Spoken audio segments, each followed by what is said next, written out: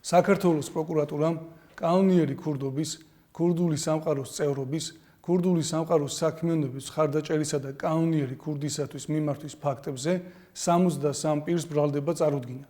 შინაგან საქმეთა სამინისტროში ჩატარებული გამოძიებით დადგინდა, რომ ქურდული სამყაროს წევრები, ქურდული სამყაროს საქმიანობის მხარდაჭერაში ბრალდებულ პირებთან ერთად, როგორც საზღვარგარეთ მყოფი ეგრეთ წოდებული კანონიერი ქურდების დავალებით, ასევე დამოუკიდებლად მოდავე მხარეების მიმართვის საფუძველზე ქურდულ გარჩევებს სისტემატურად აწყობდნენ და მხარეებს შორის არსებულ სხვადასხვა სახის დავებს განიხილავდნენ.